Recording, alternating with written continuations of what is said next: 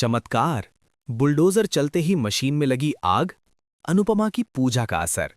द्वारका की उस पावन भूमि पर जहां कभी श्री कृष्ण का राज था, आज वहां कलयुग का सबसे बड़ा अधर्म होने जा रहा है। और कियारा गॉसिप पर आज हम जिस महाविनाश और महाचमत्कार की कहानी आपको सुनाने जा रहे हैं, वो शो अनुपमा के इतिहास के पन्नों में स्वर्ण अक्षरों में लिखी जाएगी। माहौल में एक अजीब सी भारी चुप्पी है, लेकिन ये शांति सुकून की नहीं, बल्कि आने वाले प्रलय की आहट है। एक तरफ सत्ता के नशे में चूर, अहंकार की प्रतिमूर्ति राजनी अपनी पूरी ताकत के साथ खड़ी है, जिसके पीछे विशालकाय बुलडोजर और क्रेन लोहे के राक्षसों की तरह खड़े हैं, जो बस एक इशारे पर गरीबों की छत यानी उस चाल को रौंदने के लिए बेताब हैं। वहीं दूसरी तरफ उन मशीनों के सामने दीवार बनकर खड़ी है सिर्फ एक औरत, अनुपमा। लेकिन आज अनुपमा के हाथ में कोई कानूनी कागज नहीं है, कोई स्टे ऑर्डर नहीं है और ना ही कोई वकील उसके साथ खड़ा है। आज अनुपमा के पास सिर्फ एक ही हथियार है, और वो है उसका अटूट विश्वास, उसकी भक्ति और उसका कान्हा जी से सीधा संवाद। दृश्य इतना भयावह है कि वहां मौजूद हर शख्स की रूह कांप रही है। बा, जो हमेशा अपनी मुसीबतों का रोना रोती थीं, आज डर के मारे सहम गई हैं और बीजी का हाथ थामे खड़ी हैं। किंजल और पारी की आंखों में आंसू सूख चुके हैं, क्योंकि उन्हें लग रहा है कि अब सब खत्म होने वाला है। तोशु और पाखी, जो अब तक इस तबाही का तमाशा देख रहे थे, मशीनों की गड़गड़ाहट सुनकर थोड़े घबराए हुए जरूर दिखते हैं, लेकिन उनकी आंखों में अभी भी वो पश्चाताप नहीं है जो होना चाहिए। राजनी अपनी घड़ी की तरफ देखती है। उसके चेहरे पर एक क्रूर मुस्कान है। समय सीमा समाप्त हो चुकी है। वो चिल्लाकर आदेश देती है, तोड़ दो इसे, मुझे यहां सिर्फ मैदान चाहिए। उसका ये आदेश फिजाओं में गूंजता है और बुलडोजर के ड्राइवरों के पैर एक्सीलरेटर पर दब जाते हैं। इंजन की दहाड़ से पूरी धरती हिलने लगती है, धूल का गुबार उठता है और चाल के लोग चीखने चिल्लाने लगते हैं। बच्चे अपनी माताओं से लिपट जाते हैं, बुजुर्ग आसमान की तरफ हाथ उठाकर रहम की भीख मांगते हैं। लेकिन ठीक इसी वक्त, जब विज्ञान और मशीनें अपनी ताकत दिखा रही होती हैं, वहां कुछ ऐसा घटित होना शुरू होता है जो तर्क और विज्ञान की समझ से परे है। अनुपमा, जो मशीनों के शोर के बीच आंखें बंद किए खड़ी है, अपने हाथ में एक जलता हुआ दिया थामे हुए है। हवाएं तेज हो गई हैं, धूल उड़ रही है, लेकिन हैरानी की बात यह है कि इतनी तेज हवा में भी अनुपमा के हाथ में जल रहा वो छोटा सा दिया बुझ नहीं रहा। उसकी लौ और भी तेज होती जा रही है। अनुपमा के होंठ हिल रहे हैं। वो कोई मंत्र नहीं, बल्कि अपने ईश्वर को चुनौती और गुहार दोनों एक साथ दे रही है। उसका मौन मशीनों के शोर से ज्यादा भारी है। राही, यानी हमारी आध्या, जो अपनी माँ से दूर एक खंबे के पास खड़ी है, ये सब बहुत ध्यान से देख रही है। राही की आंखों में आज नफरत से ज्यादा डर है। डर अपनी माँ को खोने का, डर उस छत को खोने का जहां उसने पिछले कुछ दिन बिताए। वो देखती है कि बुलडोजर का पंजा अनुपमा की तरफ बढ़ रहा है और उसका दिल जैसे धड़कना बंद कर देता है। कियारा गॉसिप का विश्लेषण कहता है कि यहीं से कुदरत अपना खेल शुरू करती है। राजनी को लगता है कि उसकी जीत पक्की है, लेकिन वो भूल गई है कि जिस जमीन पर वो खड़ी है, वो द्वारकाधीश की है। अचानक आसमान का रंग बदलने लगता है। जो सूरज कुछ देर पहले तक आग बरसा रहा था, उसे काले घने बादलों ने घेरना शुरू कर दिया है। ये कोई आम मौसम का बदलाव नहीं है, ये बेमौसम, बिना किसी चेतावनी के आया हुआ बदलाव है। हवाओं की गति इतनी तेज हो जाती है कि वहां खड़े पुलिस वालों की टोपियां उड़ने लगती हैं और राजनी के टेंट उखड़ने लगते हैं। धूल का एक ऐसा बवंडर उठता है जो सीधे बुलडोजर के ड्राइवरों की आंखों में जाकर लगता है। दृश्यता एकदम शून्य हो जाती है। मशीनें रुकती नहीं हैं, वे आगे बढ़ती हैं, लेकिन कुदरत का रौद्र रूप अब सामने आने वाला है। बुलडोजर का विशाल लोहे का पंजा जैसे ही चाल की बाउंड्री वॉल को छूने के लिए हवा में उठता है, आसमान में कान फोड़ देने वाली गर्जना होती है। बिजली कड़कती है, इतनी जोर से कि लगे आसमान फट गया हो। और तभी एक चमत्कार होता है, या यूं कहें कि विज्ञान की विफलता। जो मशीनें लोहे और स्टील की बनी हैं, उनमें अचानक चिंगारियां निकलने लगती हैं। सबसे आगे चल रहे बुलडोजर के इंजन से अजीब सी आवाजें आती हैं, जैसे उसके अंदर कुछ टूट रहा हो। ड्राइवर घबरा जाता है। वो मशीन को कंट्रोल करने की कोशिश करता है, लेकिन लीवर जाम हो चुका है। तभी एक तेज धमाके के साथ उस बुलडोजर के हाइड्रोलिक पाइप फट जाते हैं और इंजन वाले हिस्से में आग लग जाती है। जी हाँ, आग। बिना किसी माचिस, बिना किसी पेट्रोल बम के मशीन के अंदरूनी हिस्से में शॉर्ट सर्किट या ओवरहीटिंग की वजह से आग भड़क उठती है। ये दृश्य देखकर राजनी के पैरों तले जमीन खिसक जाती है। वो चिल्लाती है, ये क्या हो रहा है? मशीन रोको, आग बुझाओ। लेकिन कुदरत का तांडव अभी तो बस शुरू हुआ है। ड्राइवर जान बचाकर मशीन से कूदता है और भागता है। वो आग इतनी तेजी से नहीं फैलती कि कोई जल जाए, लेकिन इतनी भयानक जरूर है कि मशीन पूरी तरह से बेकार हो जाए। आग की लपटें देखकर चाल के लोग सन्न रह जाते हैं। उन्हें अपनी आंखों पर विश्वास नहीं होता। कुछ पल पहले जो मशीन उनकी मौत बनकर आ रही थी, अब वो खुद बेबस होकर जल रही है। अनुपमा ने अपनी आंखें नहीं खोली हैं। वो अभी भी ध्यान में है और बारिश की पहली मोटी बूंद उसके दिए के पास गिरती है, लेकिन दिया नहीं बुझता। वरुण, जो राजनी का बेटा है, ये सब देखकर बुरी तरह घबरा जाता है। वो अपनी माँ का हाथ पकड़कर कहता है, माँ, ये अपशकुन है, हमें रुक जाना चाहिए। देखिए मौसम कैसा हो गया है। लेकिन राजनी का अहंकार अभी भी नहीं टूटा है। उसे लगता है कि ये महज एक इत्तेफाक है, मशीन की खराबी है। वो दूसरे बुलडोजर को आगे बढ़ने का इशारा करती है। लेकिन कियारा गॉसिप आपको बता दें कि जब ऊपर वाला फैसला सुनाता है तो नीचे वालों की अपील खारिज हो जाती है। जैसे ही दूसरा बुलडोजर आगे बढ़ता है, तेज आंधी के कारण पास खड़ा एक पुराना भारी भरकम पेड़, जिसे शायद काटने का प्लान राजनी ने बाद में बनाया था, वो जड़ से उखड़ता है और सीधे दूसरे बुलडोजर के रास्ते में गिर जाता है। रास्ता पूरी तरह से ब्लॉक हो जाता है। अब वहां मौजूद भीड़ में फुसफुसाहट शुरू हो जाती है। लोग कहने लगते हैं, ये देवी का चमत्कार है, अनुपमा जी की तपस्या रंग लाई है। प्रेम और माही जो अब तक सहमे हुए थे, उनके चेहरों पर एक उम्मीद की किरण जाग उठती है। प्रेम राही की तरफ देखता है, मानो कह रहा हो, देखो तुम्हारी माँ की शक्ति को। राही की आंखें फटी की फटी रह जाती हैं। उसने विज्ञान पढ़ा है, वो लॉजिक में विश्वास करती है, लेकिन आज उसकी आंखों के सामने जो हो रहा है उसका कोई लॉजिकल एक्सप्लेनेशन नहीं है। वो देखती है कि बुलडोजर और आंधी तूफान के बीच भी अनुपमा अडिग खड़ी है। उसके बाल हवा में उड़ रहे हैं, साड़ी का पल्लू फड़फड़ा रहा है, लेकिन उसके पैर जमीन से नहीं हिल रहे। ये दृश्य राही के मन में अनुपमा के प्रति एक नई छवि बना रहा है, सिर्फ एक माँ की नहीं। बारिश की बूंदें अब आंसुओं की तरह नहीं बल्कि आसमान से बरसते हुए पत्थरों की तरह गिर रही हैं। कियारा गॉसिप पर हम आपको बता दें कि ये दृश्य टीवी के इतिहास में कुदरत के न्याय का सबसे बड़ा सबूत बनने जा रहा है। जहां एक तरफ मशीनें जलकर और खराब होकर अपनी जगह पर अचल खड़ी हैं, वहीं दूसरी तरफ मूसलाधार बारिश ने पूरी जमीन को दलदल में बदल दिया है। राजनी के पैरों तले की जमीन, जिस पर खड़े होकर वो गरीबों का आशियाना उजाड़ने का दम भर रही थी, अब कीचड़ बन चुकी है। उसके महंगे सैंडल उस गीली मिट्टी में धंस रहे हैं और उसका संतुलन बिगड़ रहा है। लेबर्स और मशीन ऑपरेटर्स, जो कुछ पल पहले तक राजनी के इशारे पर नाच रहे थे, अब डर के मारे पीछे हट रहे हैं। उनमें से एक बुजुर्ग मजदूर चिल्लाता है, साहब, ये जगह शापित नहीं, जागृत है। हम भगवान के खिलाफ नहीं लड़ सकते। और देखते ही देखते मजदूरों ने अपने हेलमेट और औजार जमीन पर फेंकने शुरू कर दिए। राजनी पागलों की तरह चीख रही है, उन्हें दोगुने पैसे देने का लालच दे रही है, उन्हें धमकियां दे रही है, लेकिन मौत और ईश्वर के प्रकोप का डर पैसों के लालच से कहीं बड़ा होता है। इस भयंकर तूफान के बीच अनुपमा अभी भी उसी मुद्रा में खड़ी है। पानी की बौछारें उसके चेहरे पर पड़ रही हैं, साड़ी पूरी तरह भीग चुकी है, लेकिन उसके हाथों का घेरा उस छोटे से दिए के चारों ओर एक सुरक्षा कवच बना हुआ है। और यहाँ आता है वो इमोशनल मास्टर स्ट्रोक जो दर्शकों का दिल जीत लेगा। राही, जो अब तक दूर खड़ी तमाशबीन बनी हुई थी, उससे अब और नहीं रहा जाता। वो देखती है कि उसकी माँ ठंड से कांप रही है, लेकिन उसकी पकड़ दिए पर ढीली नहीं पड़ रही। राही के अंदर का गुस्सा, उसकी नफरत बारिश के पानी के साथ जैसे धुलने लगती है। उसके कदम अनायास ही अनुपमा की तरफ बढ़ते हैं। वो दौड़ती है, लेकिन राजनी को रोकने के लिए नहीं, बल्कि अपनी माँ को सहारा देने के लिए। राही अनुपमा के पास पहुंचती है और अपने दोनों हाथों से उस दिए को ढक लेती है जिसे अनुपमा ने हवा से बचा रखा था। अब दिए की सुरक्षा 4 हाथ कर रहे हैं, 2 माँ के और 2 बेटी के। अनुपमा को महसूस होता है कि किसी ने उसका साथ दिया है। वो धीरे से अपनी आंखें खोलती है और धुंधली नजरों से अपने सामने अपनी बेटी, अपनी आध्या को खड़ी पाती है। बारिश के शोर में भी उन दोनों के बीच की खामोशी सबसे तेज सुनाई देती है। राही कुछ कहती नहीं है, बस उसकी नजरें उस दिए पर टिकी हैं, मानो वो कह रही हूं, मैं तुम्हें हारने नहीं दूंगी। ये पल सिर्फ चाल बचाने का नहीं, बल्कि एक टूटे हुए रिश्ते के जुड़ने की पहली कड़ी है।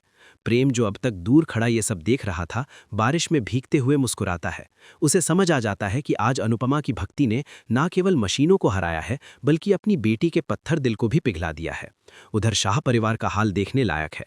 तोशु, जो हमेशा विज्ञान और लॉजिक की बातें करता है, आज कुदरत के इस करिश्मे को देखकर इतना डर गया है कि वो किसी कोने में छुपने की जगह ढूंढ रहा है। उसे डर है कि कहीं आसमानी बिजली उसके पापों का हिसाब न कर दे। हालात अब राजनी के पूरी तरह खिलाफ हो चुके हैं। उसका मोबाइल फोन बारिश में भीग कर बंद हो चुका है, जिससे वो अपने वकीलों या पुलिस के आला अफसरों को फोन नहीं कर सकती। उसकी कार, जो वहां खड़ी थी, कीचड़ में बुरी तरह फंस चुकी है। राजनी, जो हमेशा दूसरों को बेघर करने आई थी, आज खुद उस तूफान में बेसहारा खड़ी है। वरुण अपनी माँ का हाथ खींचता है और कहता है, माँ चलिए यहाँ से, वरना हम भी इस मुसीबत में फंस जाएंगे।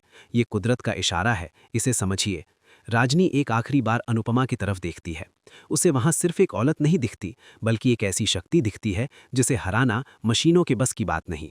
अपमान और हार की कड़वाहट उसके गले में उतरती है, लेकिन उसके पास पीछे हटने के अलावा कोई चारा नहीं है। तभी बादलों की गर्जना के साथ एक और धमाका होता है। पास ही लगा बिजली का एक ट्रांसफॉर्मर शॉर्ट सर्किट से चिंगारियां छोड़ने लगता है, जिससे पुलिस वाले और राजनी के बचे खुचे आदमी अपनी जान बचाकर भागते हैं। भगदड़ मच जाती है। इंस्पेक्टर, जो अब तक राजनी की जी हुजूरी कर रहा था, हाथ जोड़कर अनुपमा के पास आता है।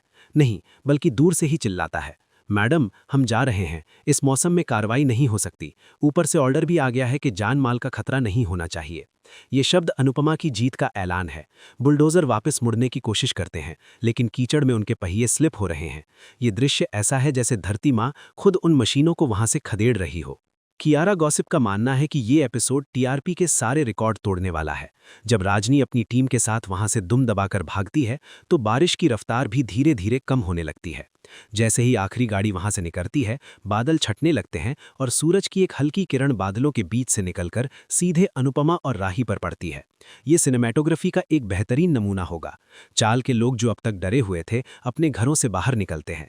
अनुपमा की जय के नारे नहीं लगते, बल्कि सब शांत हैं, क्योंकि उन्होंने अभी अभी जो देखा वो किसी चमत्कार से कम नहीं था। बीजी आगे बढ़ती हैं और अनुपमा के माथे को चूमती हैं। लेकिन सबसे बड़ा सवाल अभी भी खड़ा है। क्या राही अब भी अनुपमा के साथ खड़ी रहेगी, या फिर खतरा टलते ही वो फिर से अजनबी बन जाएगी? अनुपमा दिए को मंदिर की सीढ़ियों पर रखती है और राही की तरफ मुड़ती है। दोनों पूरी तरह भीगी हुई हैं। अनुपमा का हाथ कांपते हुए राही के गाल की तरफ बढ़ता है। राही पीछे नहीं हटती, लेकिन उसकी आंखों में एक द्वंद्व है, कॉन्फ्लिक्ट है। वो जानती है कि आज जो हुआ उसने उसे अंदर तक हिला दिया है। वो अनुपमा से पूछती है, तुम्हें डर नहीं लगा अगर मशीन नहीं रुकी तो? अनुपमा मुस्कुराती है, एक ऐसी मुस्कान जिसमें जीत का घमंड नहीं, बल्कि शांति है। वो कहती है, जब कान्हा जी साथ हों तो मशीन क्या, पहाड़ भी रास्ता छोड़ देते हैं। लेकिन राही को लॉजिक चाहिए। वो मानती है कि ये कोइंसिडेंस था, पर उसका दिल जानता है कि ये उससे बढ़कर था। कहानी में ट्विस्ट तब आता है जब बारिश रुकने के बाद तोशु और पाखी बाहर आते हैं और क्रेडिट लेने की कोशिश करते हैं। तोशु कहता है, अरे वो तो मैंने वकीलों को फ़ोन किया था, शायद इसीलिए वो लोग चले गए। लेकिन इस बार चाल के लोग उसे चुप करा देते हैं। वरुण, जो जाने से पहले अपनी माँ की कार के पास खड़ा था, वापस आता है। वो अनुपमा के पास आता है और सबके सामने हाथ जोड़कर माफ़ी मांगता है। मेरी माँ गलत है, मैं जानता हूँ, लेकिन आज आपने मुझे सिखा दिया कि ताकत बुलडोज़र में नहीं, भरोसे में होती है। वरुण का ये झुकाव राजनी के लिए खतरे की घंटी है। अपना ही बच्चा अब दुश्मन के खेमे का प्रशंसक बन चुका है। लेकिन दोस्तों, अभी पिक्चर बाकी है। जैसे ही सब लोग राहत की सांस लेते हैं, अनुपमा बेहोश होकर गिरने लगती है। इतनी देर तक तनाव, आंधी और बारिश में खड़े रहने के कारण उसका शरीर जवाब दे जाता है। राही चीखती है, माँ। ये वो शब्द है जिसका इंतजार पूरी दुनिया कर रही थी। अनुपमा गिरती है, लेकिन राही और प्रेम उसे थाम लेते हैं। क्या अनुपमा की ये हालत राही को हमेशा उसके पास ले आएगी, या फिर राजनी अपनी हार का बदला किसी और घिनौने तरीके से लेगी? कियारा गॉसिप के पास खबर है कि राजनी अब तंत्र मंत्र या किसी काले जादू का सहारा नहीं लेगी, बल्कि वो कानून के उस पन्ने का इस्तेमाल करेगी जो अब तक बंद था। अंधेरा गहरा चुका है और तूफान शांत हो गया है, लेकिन आशा भवन के भीतर भावनाओं का एक नया बवंडर उठ खड़ा हुआ है। कियारा गॉसिप पर हम आपको बता दें कि ये रात शो अनुपमा की सबसे लंबी और निर्णायक रातों में से एक होने वाली है। अनुपमा का बेहोश होकर गिरना कोई साधारण घटना नहीं है। ये उस चट्टान के टूटने जैसा है जो अब तक लहरों से टकरा रही थी। जैसे ही अनुपमा गिरती है, वहां मौजूद हर शख्स की सांसें थम जाती हैं। लेकिन सबसे बड़ा बदलाव राही यानी आध्या में देखने को मिलता है। वो लड़की जो कल तक कह रही थी कि मुझे इस औरत से कोई लेना देना नहीं है, आज पागलों की तरह माँ आंखें खोलो चिल्ला रही है। राही का ये रूप देखकर वहां खड़े प्रेम और माही की आंखों में भी आंसू आ जाते हैं। सड़कें ब्लॉक होने और मौसम खराब होने की वजह से एम्बुलेंस का आना नामुमकिन है, इसलिए निर्णय लिया जाता है कि अनुपमा का इलाज आशा भवन के अंदर ही किया जाएगा। ये स्थिति राही को एक अजीब सी बेबसी में डाल देती है।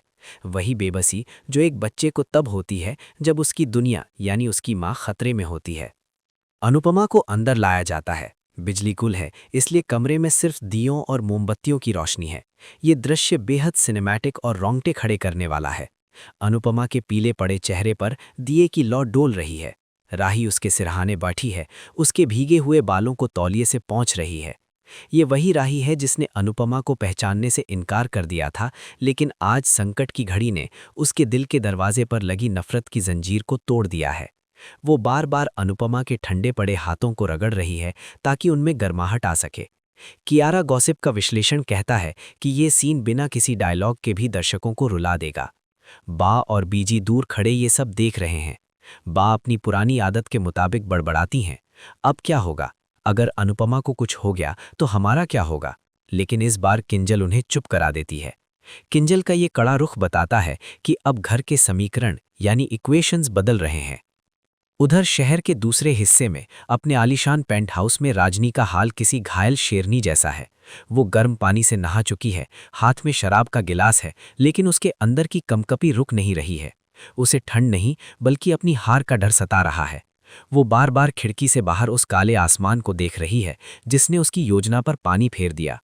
राजनी का अहंकार उसे ये मानने नहीं दे रहा कि ये ईश्वर का चमत्कार था। वो अपने पीए पर चिल्लाती है, जरूर किसी ने मशीनों के साथ छेड़छाड़ की होगी। पता लगाओ कहीं ये अनुज कपाड़िया की चाल तो नहीं। यहाँ कहानी में एक नया सस्पेंस जुड़ता है। क्या वाकई ये सिर्फ कुदरत का चमत्कार था या फिर पर्दे के पीछे कोई तीसरा खिलाड़ी भी है जो अनुपमा की रक्षा कर रहा है? राजनी कसम खाती है कि वो कल सुबह सूरज निकलने से पहले एक ऐसा वार करेगी जो अनुपमा की आस्था को तोड़ कर रख देगा। वो अपने वकीलों को रातों रात नया केस तैयार करने का आदेश देती है। इस बार निशाना चाल नहीं बल्कि राही है। राजनी जानती है कि अनुपमा को हराने के लिए उसकी सबसे बड़ी कमजोरी यानी उसकी बेटी पर वार करना होगा। वापस आशा भवन आते हैं। सुबह की पहली किरण फूटने वाली है। तूफान पूरी तरह थम चुका है और मौसम साफ है। बाहर जली हुई मशीनें अभी भी खड़ी हैं जो किसी युद्ध के मैदान में हारे हुए सैनिकों जैसी लग रही हैं। अनुपमा के कमरे में हलचल होती है। अनुपमा धीरे धीरे अपनी आंखें खोलती है। उसकी नज़र सबसे पहले सामने दीवार पर टंगी कृष्ण जी की तस्वीर पर पड़ती है और फिर अपनी गोद में सिर रखकर सो रही राही पर। अनुपमा मुस्कुराती है। उसे अपनी शारीरिक कमजोरी का एहसास तो है, लेकिन मन में एक अजीब सी ताकत है। वो राही के सिर पर हाथ फेरती है। राही की नींद खुल जाती है। एक पल के लिए दोनों एक दूसरे को देखते हैं। राही तुरंत खुद को संभालती है और अपना हाथ हटा लेती है, जैसे अपनी भावनाओं को छुपाने की कोशिश कर रही हो। वो रूखेपन से कहती है, ज्यादा खुश होने की जरूरत नहीं है, मैंने सिर्फ मानवता के नाते मदद की थी। लेकिन उसकी लाल आंखें और फिक्रमंद चेहरा उसकी जुबान का साथ नहीं दे रहे। अनुपमा जानती है कि बर्फ पिघल चुकी है, बस बहना बाकी है। तभी बाहर शोर मचता है। चाल के लोग जश्न मना रहे हैं। वरुण, राजनी का बेटा, वहां आता है, लेकिन वो खाली हाथ नहीं आया है। उसके हाथ में कुछ कागजात है। वो अनुपमा के पास आता है और कहता है, माँ ने जो किया उसके लिए मैं शर्मिंदा हूँ। ये लीजिए, ये वो स्टे ऑर्डर है जिसे माँ ने छुपा रखा था। ये जमीन विवादित है और जब तक कोर्ट का फैसला नहीं आता यहाँ कोई तोड़फोड़ नहीं हो सकती। वरुण का ये कदम राजनी के ताबूत में आखिरी कील साबित होता है। चाल के लोग वरुण को कंधों पर उठा लेते हैं। ये जीत अच्छाई की है, विश्वास की है। अनुपमा वरुण को आशीर्वाद देती है, लेकिन उसकी नजरें राही पर हैं। राही ये सब देख रही है। उसे एहसास होता है कि दुनिया जिसे कमजोर समझती है, उस अनुपमा में लोगों को बदलने की कितनी ताकत है। लेकिन दोस्तों, कहानी यहाँ खत्म नहीं होती। कियारा गॉसिप आपको आने वाले सबसे बड़े ट्विस्ट के बारे में आगाह कर दे।